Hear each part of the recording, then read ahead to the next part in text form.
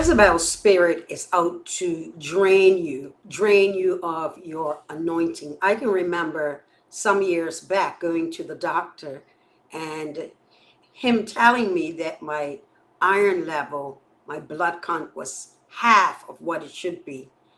And he asked me, don't you feel tired or whatnot?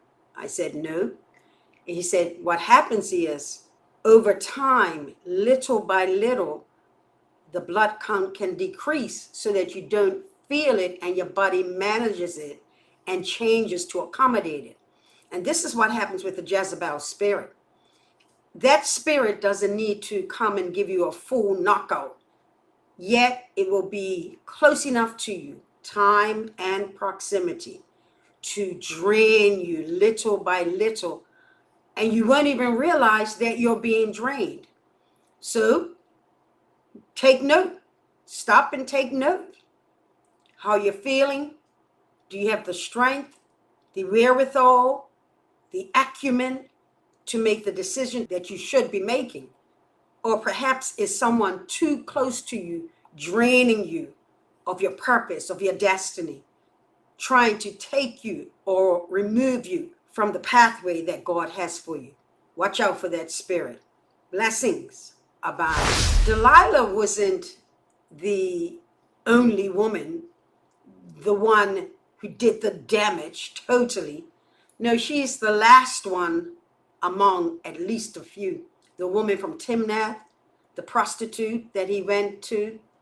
Samson was already walking out of the will of God and creating a pathway, and that's how he ran into Delilah and began to flirt with her. If you flirt with danger, it's going to be dangerous. If you play with fire, you're going to get burnt. Samson was strong, but this spirit, Jezebel's spirit of Delilah, was stronger than him. Any spirit that can remove you from your purpose and destiny has more strength than you can believe. Don't wait until you're bold. Don't wait until you've been ripped of your purpose and destiny to see again and to understand what has happened to you. Recognize that spirit when it comes to attack you in the first place. Blessings abound. It's amazing. Samson had strength when the anointing was on him. He didn't realize that the anointing was being drained.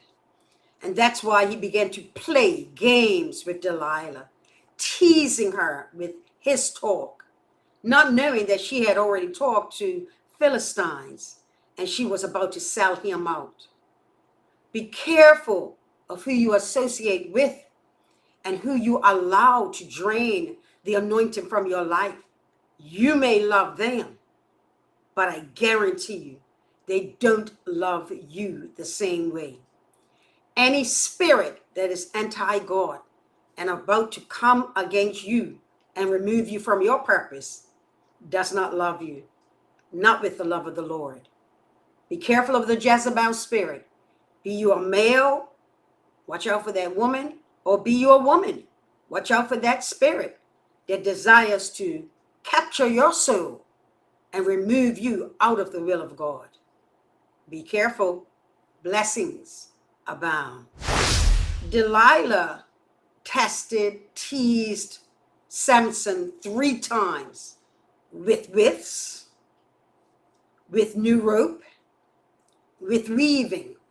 Each time it got closer to the truth. By the time Delilah weaved the hair of Samson into 7 locks, she had already locked her purpose to destroy him and removed the lock of his life by causing him to be weakened through temptation. Well, he allowed it. And males in particular, be careful of allowing your strength to be decreased, devalued, and destroyed by a Delilah spirit.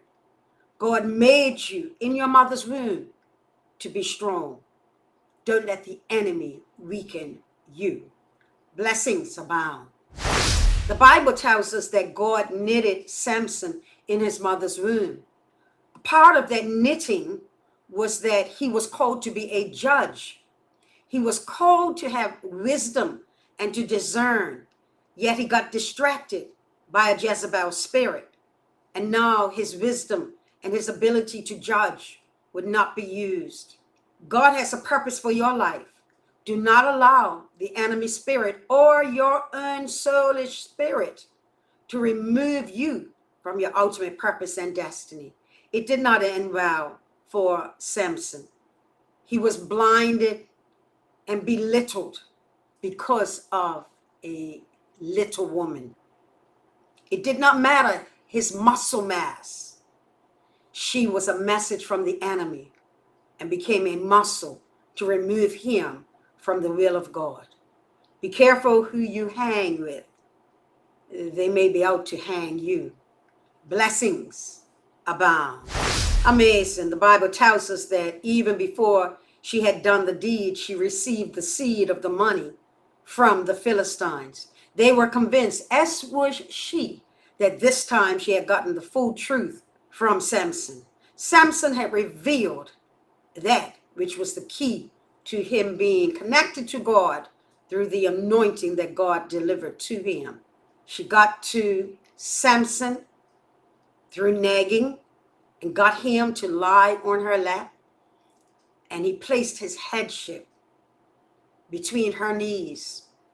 And what was birthed was the stillbirth of his purpose and destiny. Don't allow another to cause you to birth a stillbirth of missing your purpose and destiny. Focus on the anointing that God gave you, and don't let your soul realm give it away to another. Blessings abound. You are welcome here. Come feel the atmosphere. Welcome home to Shekinah.